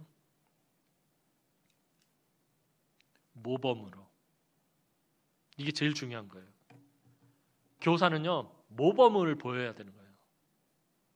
그 교사가 어떤 스펙을 가지고 있느냐, 어떤 능력이 있느냐, 그게 중요한 것이 아니라 모범을 보일 수 있어야 된다라는 거예요. 아이들이 기성세대에게 원하는 게 무엇인 것 같아요? 자녀들이 부모에게 원하고, 청년들이 기성세대에게 원하고, 아이들이 교사에게 원하는 것이 무엇인 것 같습니까? 말하는 것이 삶 가운데 보이는 거예요. 말이 행동으로 옮겨지는 것을 아이들은 원한다는 거예요. 의외의 대답이었어요. 더 많은 것을 지원해주고, 더 많은 것을 가르쳐주고, 더 많은 것들을 이렇게 해주기를 바란 것이 아니라 어른들이 먼저, 기성세대가 먼저 본을 보이기를 원했다라는 것이에요. 교사들은 본을 보임으로 아이들을 길러내는 거예요. 내 입술에서 하나님을 고백하고요. 내가 그 삶 가운데서 하나님의 거룩한 사람으로서의 삶을 살고요. 선한 영향력을 미치고요. 선을 행하고요. 그 가운데서 아이들이 그것을 보고 배우는 거예요. 내가 가진 스킬, 능력, 지식을 가지고 아이들을 길러내는 것이 아니라 내가 모범을 보임으로. 제가 요즘 예수님에 대한 이야기 주일날 계속해서 시리즈로 하고 있는데 예수님에 대한 이야기 하면서 많이 했던 것 중에 하나가 뭐예요? 예수님은 한 번도 당신께서 모범을 보이지 않은 것을 제자들에게 요구한 적이 없다라는 거예요. 항상 먼저 본을 보이신 후에 제자들에게 그것을 가르치셨다라는 거예요. 예수님 기도하지 않고 제자들에게 기도하라고 말씀하신 적 없어요. 기도해라. 왜 기도하지 않느냐라고 말씀하시지 않고 늘 새벽 미명에 들로 산으로 한적한 곳으로 가셔서 기도하시면서 기도하는 모습을 제자들에게 본을 보이셨다는 거예요. 교사들도 마찬가지예요. 본을 보이는 것이 가장 중요합니다. 이것이 앞선 자의 원칙이라는 것입니다. 앞선 자의 원칙이 뭐냐 하면 앞에 선 사람들을 뒤에 선 사람이 따라가게 되어 있다는 거예요. 자, 차를 몰고 바깥에 나가보면 대부분 아실 거예요. 신호 참 잘 안 지켜요. 우리나라 사람들. 그런데 그 이유가 뭐냐 하면은 앞차가 신호를 안 지키기 때문에 그래요. 뒷차도 따라서 신호를 안 지켜요. 한적한 곳에, 자, 뭐 CCTV가 없고 그냥 한적한 곳에, 저도 이따금 시간에 국도 같은 데 타고 가다 보면은 빨간불이 딱 걸렸어요. 신호등 이제 횡단보도에. 근데 횡단보도에 사람이 지나가지 않으면 보통 어떻게 해요? 그냥 지나가잖아요. 그런데 앞선 차가, 맨 앞에 있는 차가 딱 멈추잖아요. 뒷차도 어쩔 수 없이 멈춰야 되고요. 앞에 있는 차가 신호를 지키면 뒤에 차도 신호를 지킬 수밖에 없다는 거예요. 물론 꼭 그런 건 아니지만 대체적으로 그렇다는 거예요. 앞에 선 사람이 어떻게 하느냐. 앞에 선 사람이 모범을 보이면 뒤에 선 사람들도 그것을 따라가게 되어 있다는 것입니다. 교사가 변하지 않으면요, 아이들 절대로 변하지 않습니다. 아이들이 변하길 원한다면 교사가 먼저 변해야 된다는 거예요. 교사가 모범을 보이지 않으면 아이들 절대로 그 교사의 가르침 따르지 않습니다. 교사가 모범을 보일 때 아이들은 그것을 따라가게 되어 있다라는 것입니다. 가피플닷컴에서 설문조사한 내용이 있습니다. 잠깐 한번 살펴볼까 합니다. 자, 학생이 교사에게 무엇을 배우고 싶은가? 라는 질문을 던졌습니다. 그랬더니 사춘기, 청년기 고민 상담이 8.9%, 인생 설계나 진학 상담 및 미래에 대한 조언이 15.2%, 체계적인 성경 지식이 14.1%입니다. 그렇다면은 지금 물음표가 되어 있는데 56.1%에 해당하는, 가장 많은 절반이 넘어요. 아이들이 교사들에게 무엇을 배우고 싶은가? 다시 말하면 교사에게 뭘 원하느냐는 거잖아요. 무엇을 배우고 싶은가인데 56%를 넘게 차지한 이 부분이, 이 항목이 뭐일 것 같습니까? 한번 맞춰보시기 바랍니다. 사춘기 청년 고민 상담, 고민해주고 그 아이의 삶에 대한 고민을 상담해주는 게 8.9%, 그다음에 인생 설계나 진학 상담도 미래에 대한 조언을 해주는 게 15.2%, 체계적인 성경 지식이 14.1%였어요. 가장 많이 차지한 56.1%가 뭐였을까요? 경건하고 올바른 신앙생활의 모범이었다라는 것이. 경건하고 올바른 신앙의 모범을 보이는 것이었다는 거예요. 이게 아이들이 교사들에게 원하는 거였다는 거예요. 의외의 답이라니까요. 아이들이. 다시 말하면은 모범을 보이지 않는 교사는 선생으로, 스승으로 인정하지 않겠다는 거랑 똑같은 말이에요. 좀 과격하게 표현을 하자면. 교육자들도 마찬가지예요. 목사님 저도 마찬가지고요. 모범을 보이지 않으면 성도들이 따르지 않는다라는 거예요.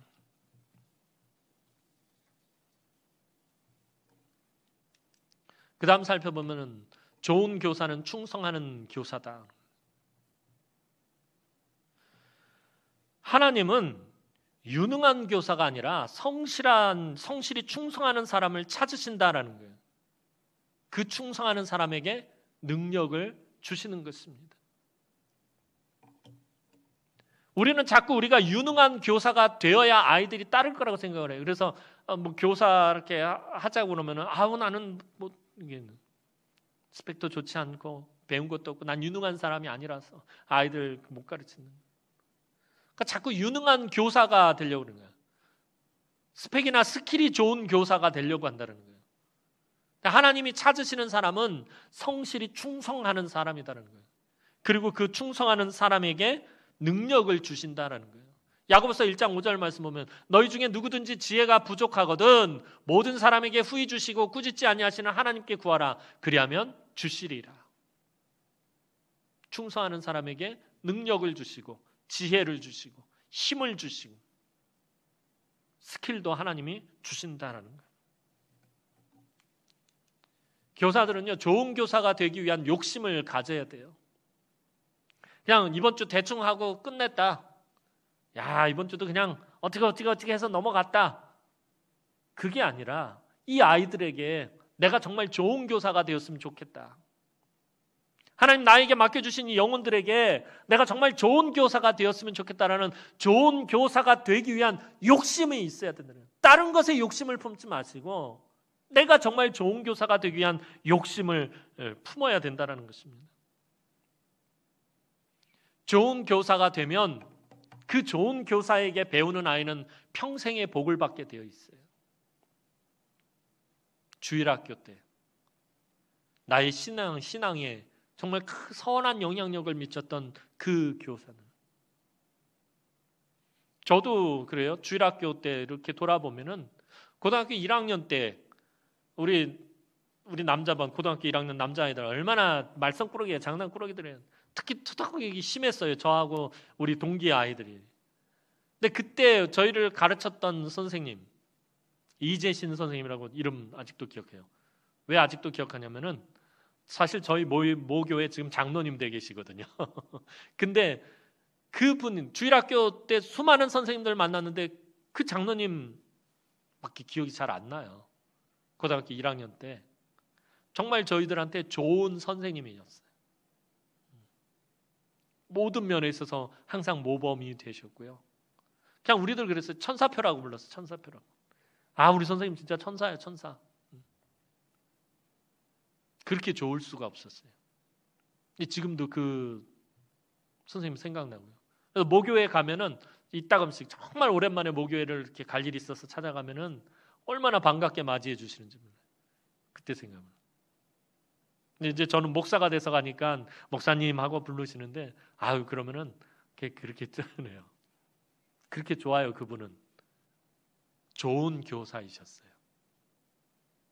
지금 생각해보면 그래요. 그렇게 좋은 주일학교 선생님 만난 거 되게 감사해요. 그러니까 좋은 교사에게 배운 아이는요, 평생에 하나님 복을 받는 거예요. 그래서 여러분들이 좋은 교사가 되는 일에 욕심을 부려야 돼요. 다른 일에 욕심을 낼 게 아니라. 그리고 결정적으로 아까 말씀드렸던 것처럼, 조금 전에 말씀드렸던 저 고등학교 1학년 때 가르쳤던 선생님, 인격적인 분이셨어요. 한 번도 언성을 높이신 적 없고요. 심하게 책망하신 적 없고요. 뭔가 야단치실 일 있으면 따로 불러서 조용히 알아들을 수 있게 타이르셨어요. 아이들 앞에서 야단치신 적 없어요. 따로 불러도 야단치신 게 아니에요. 그냥 이야기하시는 거예요. 대화하는 거예요. 대화. 얼마나 인격적으로 대하셨는지 몰라요. 여러분들 교사뿐만 아니라 아까 말씀드렸던 것처럼 어른이 돼서 관심이라고 하면서 아이들한테 무례하게 대하는 교사들이 있어요. 어른들 가운데서. 관심이라는 명목하에, 교육이라는, 가르침이라는, 훈계라는 명목하에 아이들을 무례하게 대하시는 분들이 있어요. 추리닝 입고 왔다고 얼마나 무례한 거예요. 얼마나 비인격적인 거예요. 아이들은요, 인격적으로 대하면은 물론 처음에 말을 잘 안 들어요. 인격적으로 대해도 아이들은 비인격적으로 대응해요, 처음에는. 근데 시간이 지나면 아이들을 어른처럼 대하잖아요. 그럼 아이들이 어른스러워지는 거예요. 아이처럼 대하면 아이스러워지는 거고요. 문제아처럼 대하면 문제아처럼 대응을 하는 거예요. 어른으로 대하잖아요. 어른스러워져요. 시간이 지나면서 아이들이 어른스러워져요. 좋은 교사는 아이들을 인격적으로 다뤄야 돼요. 열심히 지나쳐서 절대로 무례해서는 안 된다라는 거예요. 사랑이라는 명목하에 무례해서는 안 된다는 거예요. 사도 바울 분명히 얘기하잖아요. 사랑은 무례히 행치 아니하고 무례해서는 안 된다라는 거예요. 우리는 그런 경우 있어요. 열심히 있으면, 열심히 하면 다 괜찮다라고 생각하는 거예요. 아무렇게나 안 되는. 교육자들한테 막 함부로 대하고. 제가 제일 싫어하는 게 그거예요. 자기가 열심히 있다고 해서 다른 사람들 무시하는 것. 자기들이 가르치는 아이들 무시하고 교육자들 무시하고. 사실 그래요. 주일학교에서 교사만 한 20년, 30년씩 하신 분들 이제 막 주일학교 가르치는 해병아리 전도사들 뭘 우습게 알아요. 그러면 안 돼요. 그럼 아이들도요, 교육자를 우습게 알아요. 근데 20년, 30년씩 된 베테랑 교사들이 교육자를 인격적으로 대하고 존중하면요, 아이들도 교육자들을 존중해요. 교사가 그래서 중요한 것이에요. 절대로 무례해서는 안 됩니다. 또 설문조사한 것 하나 보도록 하겠습니다. 아이들이 생각하는 좋은 교사란 어떤 교사는가? 어떤 교사를 좋은 교사라고 생각하는가? 가피플닷컴에서 설문조사한 것이 있어요.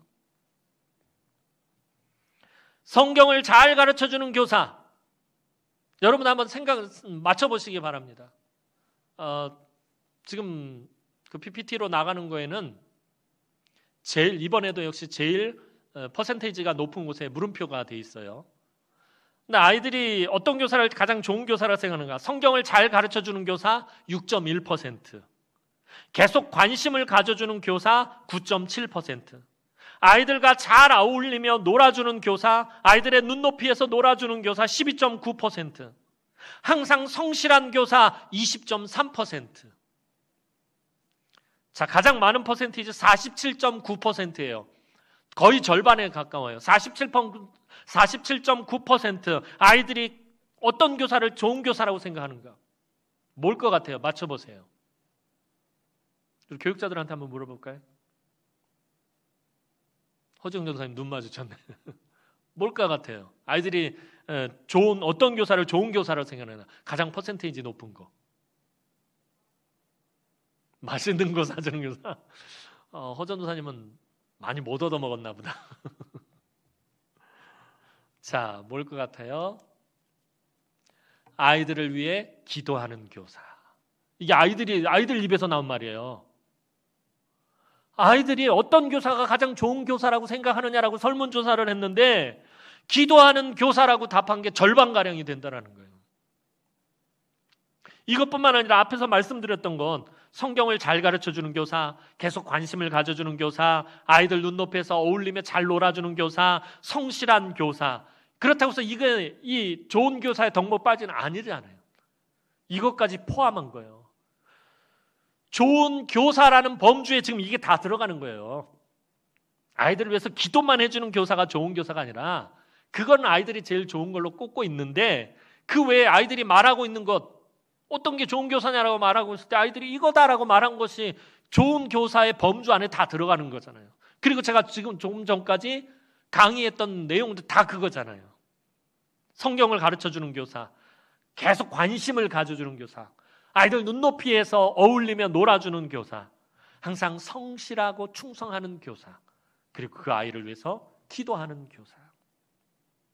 일주일 가야 아이들을 위해서 얼마나 기도하고 있어요. 제가 우리 둘째 딸한테 맨날 하는 얘기가 있어요. 교사 이제 맡고 있어요. 너 아이들 위해서 기도하냐? 너 학교 다닌다고 바쁘다고 안 하는데 이제는 한다는 거예요. 제발 부탁입니다. 교사 선생님들 교사 수첩에 아이들 교적부 잘 작성하셔가지고 아이들 기도 제목 다 적어놓고 일주일에 시간 정해놓고 바쁘면 월요일에는 월수기, 화요일에는 화돌이, 수요일에는 수돌이, 목요일에는 목순이, 금요일에는 금돌이 이렇게 정해놓고 그럼 그렇게 기도하셔요. 여러분들이 맡은 아이들이 10명이 안 넘잖아요. 월, 화, 수, 목, 금, 토일로 정해놓고 그 아이들을 위해서 기도하셔야 됩니다. 왜요? 아이들이 그게 제일 좋은 교사라고 말하고 있잖아요. 아이들이 교사가 됐는데 아이들 위해서 한 번도 기도도 안 하고. 교사들은요 최소한 금요 철야 때는 다 나오셔야 돼요. 제가 진짜 여지까지 꾹 참고 말을 안 하고 있었는데 교사들은 새벽 예배도 나와야 되는데 새벽 예배는 뭐 너무 멀리 떨어져서들 사니까 내가 그거까지는 요구하지는 않겠어요. 이번 시점에서 다시 한번 말씀드려요. 교사들은 금요 기도에 나와서 아이들 위해 기도해야지. 내가 주중에 아이들 위해서 기도 못했으면요 금요 철야라도 나와서 기도하셔야지. 아이들 위해서. 아이들 위해서 기도 안 하면 그게 무슨 좋은 교사예요. 아이들이 그걸 원하는데 자기들 위해서 기도해 주기를 원하는데요.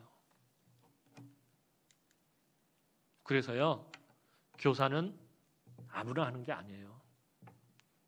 이거를 이제 PPT를 우리 딸한테 부탁했더니 이 부분에 가서 우리 딸이 이렇게 노래를 부르더라고요. 교사는 아무나 하나, 교사는 아무나 하나. 내가 그랬어요. 자, 너 아무나 하냐?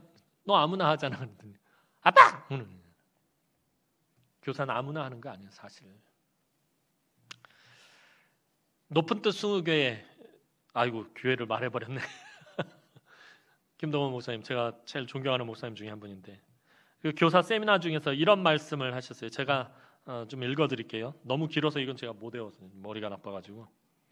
저는 열심 있는 교사에게 아이들을 몰아주라고 합니다. 빼먹고 지각하고 적당히 하는 교사에게 아이들을 맡겨서는 안 됩니다. 교사 한 명이 너댓 명을 맡기는 것이 교육적으로 바람직하다는 것을 압니다. 하지만 게으른 사람에게 맡기는 것보다는 열심 있는 사람이 차라리 100명을 맡는 것이 주일학교 교육에 훨씬 더 효과적입니다. 우리 교회 교사 기준은 엄격합니다. 1년 동안 정해진 커리큘럼에 따라 강의를 필수적으로 이수해야 합니다. 성실하지 못한 사람은 교사가 되지 못하게 했습니다. 또 며칠째 주일학교 교역자나 부장은 교사 해달라고 교사를 쫓아다니면 안 됩니다. 버릇이 나빠집니다. 연말에 교사를 모집할 때 바쁘다고 핑계를 대면 얼른 받아들이십시오. 그 사람 교사시키면 안 됩니다. 그러시냐고 하고 무시해야 합니다. 주일학교에 3번 빠지거나 지각하면 공과를 빼앗아 버리십시오. 과감하게 쫓아내야 합니다. 좀 과격한 말이지만 성실하지 않은 교사들이 없어져야 아이들이 붙습니다. 정말 아이들이 귀하다는 것을 알고 충성하는 교사들로만 구성하면 좋은 주일학교가 분명히 될 것입니다. 적당히 자기만족 채우며 몇 년 하다가 때려치울 생각이면 아예 하지 말아야 합니다. 잘은 못하지만 최선을 다하겠습니다 라고 외치는 교사들이 많아져야 주일학교가 살아납니다. 어떻게 보면 현실적으로 좀 불가능한 소리 같아요. 그죠? 각 부서마다 교사가 부족하다고 난리통인데, 그런데 김동호 목사님은 그런 때일수록 불성실한 교사들은 빼야 된다는 거예요. 교사에서. 성실한 교사들이 힘들겠지만, 더 많이 맡아서 힘들겠지만, 그게 비효율적으로 보일지 모르겠지만 그것이 더 낫다라는 것입니다. 불성실한 교사들에게, 관심이 없는 교사들에게, 기도하지 않는 교사들에게 아이들을 맡기는 것보다 성실한 교사에게 더 몰아주고 맡기는 게 더 낫다라는 것입니다. 불성실한 사람들을 설득해서 교사를 세우지 마십시오라고 아주 단호하게 말하고 있습니다. 그러니까 교사로 섬기시는 우리 교사들은 성실해야 돼요. 그냥 대충 이까이 것만 대충 하고 그냥 몇 년 하고 나 시집 가버려야지, 몇 년 하고 말아야지, 그런 생각을 해서는 안 된다는 거예요. 하나님 나에게 맡겨준 아이들 한 영혼이라도 거기에 내 시간과 노력과 열정과 사랑과 그런 것들을 투자할 수 있는, 하나님의 일에, 선한 것에 내 인생을 투자할 수 있는 것들을 훈련해야 돼. 특히 젊은 청년 선생님들, 우리 대학부 선생님들, 좋은 일에 인생을 투자하는 법을 이런 데서부터 배우기 시작을 하는 거예요. 이것도 훈련이에요. 연습하는 거예요. 얼마나 귀한 훈련인지 몰라요. 여러분들 세상에 나가서 가장 인정받는 가장 쉬운 방법은 성실이에요. 성실한 사람은 어디를 가든지 인정을 받아요. 실력 있는 사람 처음에 인정받지만 그 사람 성실하지 않으면 나중에 인정받지 못해요. 그러나 실력이 좀 모자라더라도 성실한 사람은 어디를 가서도 인정을 받아요. 교회에서도 마찬가지예요. 성실한 교사가 제대로 된 하나님의 자녀들을 길러내는 것이에요. 그저 아이들을 교회로 불러 모았다는 것으로 만족하지 마시고 거기서 더 나가야 돼요. 제발 성실한 교사들 되었으면 좋겠습니다. 그러기 위해서는 사실 교회에서 교사들한테만 다 맡기는 것 사실 불합리해요. 왜냐하면 교사들도 한계가 있기 때문에. 우리 교사들 중에 정말 열심히 하다가 지쳐버리는 사람들이 있어요. 번아웃 되잖아요. 탈진해버리잖아요. 그래서 전도사님 저 내년 한 해만 쉴게요 라고 말해요. 정말 열심히 해서 그러는 교사들이 많아요. 하기 싫어서 그런 뺀질대는 교사들도 있지만 정말 몇 년 동안 아이들한테 너무 많이 쏟아붓느라고 탈진한. 그래서 사실은 교사 교육이 이루어져야 돼요. 그래서 제가 우리 교회에 와서 지금 계속 하려고 하다가 지금 못하고 있는 것 중에 하나가 뭐냐면 교사대학이에요. 교사대학. 봄, 가을로 교사대학을 하면서 교사 교육을 해야 돼요. 이게 사실 주일학교 교사대학 필요해요. 이 필요성에 대해서. 좋은 교사를 사모하고 또 좋은 교사를 양육하기 위해서는 교사대학이 필요합니다. 그래서 봄, 가을로 커리큘럼을 짜가지고 제 모교회가 그랬어요. 제가 청년 때부터 이미 교사 단기대학이라는 게 있었는데 주일학교 교사 정교사가 되려면 교사 단기대학 4학기를 패스를 해야 교사 정자격을 줘요. 그래야 교회에서 주일학교 담임을 맡을 수가 있어요. 거기는. 근데 이 4학기를 하는데 봄, 가을로 한 학기씩 하는데 한 학기가 한 달이에요. 한 달. 한 달 동안 월요일부터 금요일까지 교회 계속 나와야 돼요. 저녁 때. 직장 퇴근하고 피곤한데도 나와서 강의 들어야 되고요. 수업해야 되고 숙제 내주면 숙제해야 되고요. 정말 빡세게 했어요. 근데 그렇게 교육을 해야 돼요. 왜냐하면 교사들도 좀 시간이 지나면 미천이 바닥이 나요. 사실. 채워야 돼요. 교사들도 리프레시 돼야 되고요. 리필 돼야 되는 거예요. 교사 교육이 그래서 필요해요. 교사들도 계속해서 양육해야 돼요. 그래서 이 교사 교육을 위한 커리큘럼이 교회에 만들어져야 돼요. 교사에 대한 교육이 지속해서 이루어져야 돼요. 그냥 교사 시켰다고 그걸로 다가 아니에요. 각 부서에서 각 부서 교역자들이 교사들하고 큐티도 해야 되고요. 또 교사들하고 교사 교육이 분기말로 이루어져야 돼요. 우리 교회에서 보니까 지금 유치부가 좀 그런 부분은 잘 하고 있는 것 같아요. 우리 허전도사님이 계속해서 부모들이 선생님을 하고 있으니까 부모 교육을 계속해서 하려고 하는데 참여율이 저조한 것 같아요. 이거 되게 중요한 거예요. 유치부 교사들은 사실은 되게 교육 잘하는 교육자를 만났는데 거기 지금 잘 참여하지 않고 있는 거예요. 교사에 대한 교육, 교회 안에서 계속 이루어져야 돼요. 그러려면 주일학교 교육 전문가가 필요해요. 지난주에 우리가 강의 들었던 대성교회 전태균 목사님 교회, 제가 제일 부러운 건 저희 교회보다 한 2배 정도 교회가 커요. 2배 더 크겠다. 내 자존심 때문에 2배 더 크다는 말 안 하려고 그랬는데 더 커요. 2배 훨씬 더 커요. 그리고 교육자들도 우리보다 좀 더 많아요. 근데 다른 건 하나도 안 부러운데 거기 교육 디렉터 목사님이 계셔요. 그 전 목사님 하는 모든 그런 것들을 다 교육 디렉터 목사님이 뒤에서 서포트 해주는 거예요. 저도 몇 번을 이걸 어떻게 해서든지 좀 해보려고 했는데 아무래도 우리 교회가 이제 로컬 처치다 보니까 전 목사님 교회는 서울에 있는 인서울 교회니까 좀 그런 그 인력을 구하기가 쉬운데 이 로컬 처치들이 문제가 인력을 구하기 참 어렵다는. 그나마 또 우리 교회는 우리 젊은 전도사님들 4분이나 포진하고 있는데 이게 얼마나 놀란지 몰라요. 노예 가보면 목사님들이 깜짝깜짝 놀라요. 남은교회 어떻게 젊은 전도사님들 4명이나 모시고 초빙해가지고 이렇게 주일학교 운영하고 있느냐. 그래서 제가 그냥 그래요. 제 복입니다 라고 대답을 해요. 진짜 제 복인 것 같아요.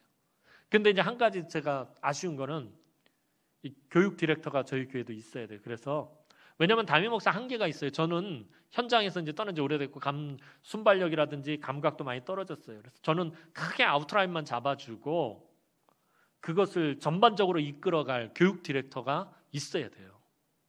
그래서 교사 대학도 하고 계속 끊임없이 교사들 교육이 이루어지고 아이들에 대한 어떤 프로그램들, 콘텐츠들 그런 것들 이런 코로나19 시대 때 우리들이 할 수 있는 것들 연구해가지고 그런 것들 프로그램들을 만들어서 교육자들하고 같이 공유하고 나누고 또 그렇게 교육부서를 이끌어갈 수 있도록 그런 조직이 갖춰져야 되는 거예요.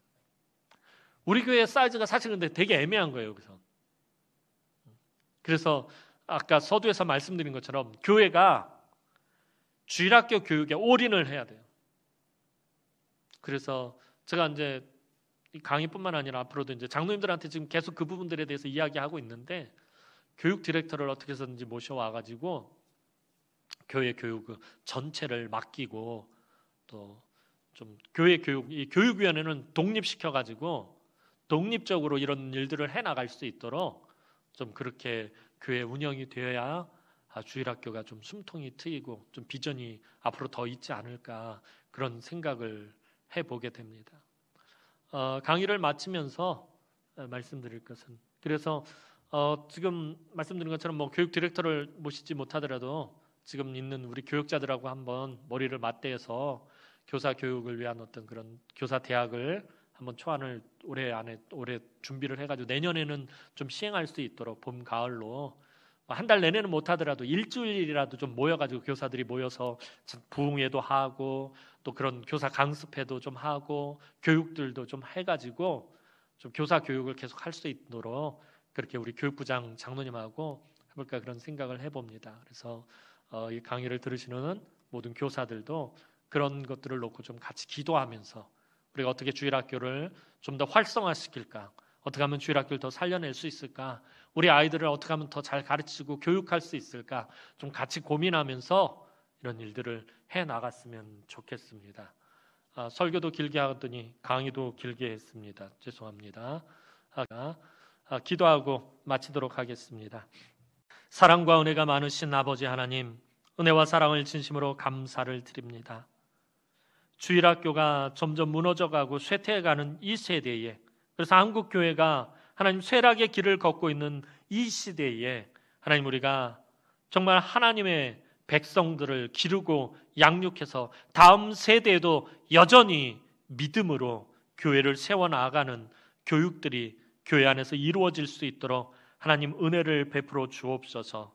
하나님 우리 교사들을 특별히 붙잡아 주시고 교사들에게 하나님 거룩한 영을 부어주시며 성령께서 우리 교사들의 마음을 뜨겁게 하시고 또 하나님 주시는 그 은혜와 능력으로 하나님 맡겨주신 귀한 영혼들에게 최선을 다하게 하시고 온 교회가 하나님이 주일학교 교육에 하나님 모든 것을 쏟아부으며 하나님 온 교회가 함께 기도하며 다음 세대를 세워나갈 수 있도록 하나님 은총을 베풀어 주옵소서.